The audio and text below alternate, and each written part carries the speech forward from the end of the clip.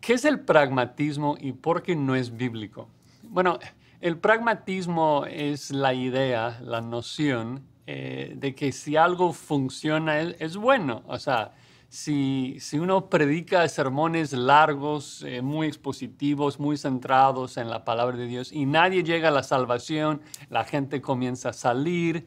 Entonces busquemos otra manera y tenemos más cantos, más divertido, más imágenes, más luces y más gente llega, más gente profesa a Cristo. Entonces decimos, bueno, Dios está bendiciendo eso, entonces seguramente le agrada. Debemos seguir haciendo esto. ¿Cuál es el problema con eso? Bueno, es de que está midiendo si algo agrada a Dios en base a su bendición, en vez de basarlo en base a su conformidad a la Escritura. Y el problema es de que Dios muchas veces nos bendice a pesar de nuestro pecado. Dios nos bendice en base a su gracia, no en base a nuestras obras. Entonces quiero mostrarles ese principio en un pasaje en Números 20, versículo 11, un versículo muy interesante que tenemos que ver en su debido contexto. Cuando empezamos el capítulo 20 de Números, la primera generación de Israel ya básicamente está muerta. Recordarán de que Dios con mucho poder y muchos milagros saca a su pueblo de Egipto, 10 plagas, cruzan el Mar Rojo y luego los israelitas se quejan, dudan del poder de Dios, son incrédulos, no quieren entrar en la tierra prometida. Así que Dios mata a todos, les condena a 40 años de dar vueltas en el desierto y toda esa primera generación muere.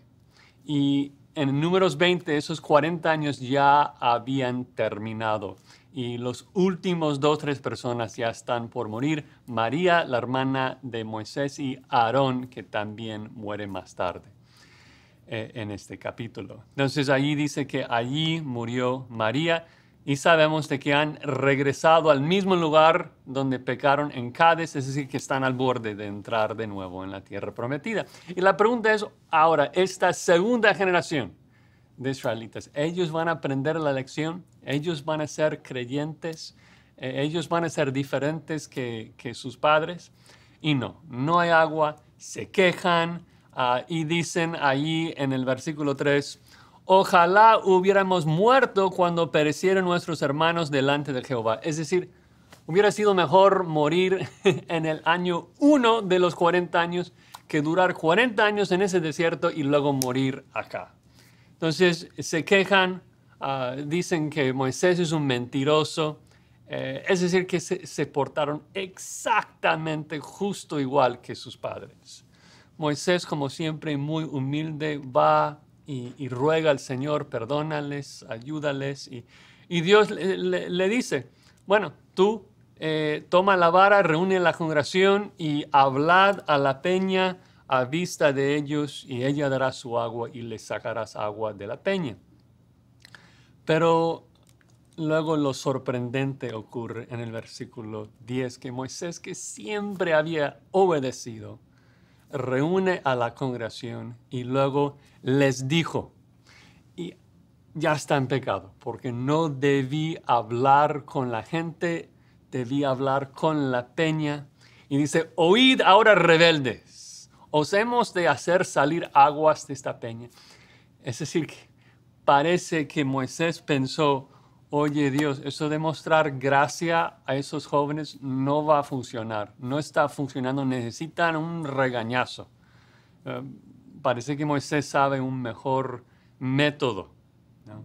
Entonces alzó Moisés su mano y golpeó la peña con su vara 2 veces. Es decir, golpea la peña en vez de hablarla, y al hacerlo se convierte en un rebelde incrédulo. Dios dice, por cuanto no creísteis en mí para santificarme delante de los hijos de Israel, por tanto no meteréis esta congregación en la tierra. Es decir, que Moisés ya se está portando como incrédulo y Dios le juzga, no va a poder entrar en la tierra prometida. Pero lo más interesante para mí en este texto es de que Cuando Moisés peca y golpea la peña, dice que salieron muchas aguas. O sea, Moisés está en pecado, el pueblo de Dios está en pecado, quejándose, todos merecen la muerte, todos merecen el infierno, y Dios les da mucha agua. El que cree en el pragmatismo hubiera dicho, uy, Moisés, pégale una tercera vez. O sea, esto realmente funciona. Sí, o sea, salió muchas aguas. Pero vemos ahí, ¿no? De que la bendición de Dios de darles agua no se basaba en la obediencia del pueblo, no se basaba en la obediencia de Moisés, se basaba en la pura misericordia y gracia de Dios, que decidió bendecir a esta segunda generación de Israel para mostrar su carácter, para cumplir sus promesas. No tenía ninguna relación con su obediencia, con sus obras. Si la bendición de Dios se basara en nuestras obras, entonces somos católicos, somos mormones. No podemos ganar el favor de Dios, no podemos ganar la bendición de Dios. Y por eso es tan peligroso el pragmatismo, porque ve lo que produce la bendición de Dios y quiere duplicarlo. Y lo que realmente es la única cosa que debe preocuparnos es obedecer las instrucciones de Dios. Si Dios nos dice, hablad a la peña, no hay que pedir encuestas para ver qué hacer. No hay que buscar qué funciona. Hay que hacer lo que Dios dice. Si Dios nos dice, predica la palabra, pues no importa lo que la gente quiera. Los judíos piden señales, los griegos quieren sabiduría, pero predicamos a Cristo y Él crucificado. La gente va a querer, tiene comezón de oír, van a pedir otras cosas las personas. Pero nosotros tenemos que obedecer las instrucciones bíblicas, tenemos que orar por la salvación de la gente y luego evangelizarlos con la palabra de Dios, llamarles arrepentimiento y fe en Jesucristo. ¿Por qué? Porque es el medio que Dios nos ha prescrito. Tenemos que leer la Escritura, memorizar la Escritura, porque es el medio que Dios ha prescrito para nuestra santificación. No juguemos con diferentes estrategias.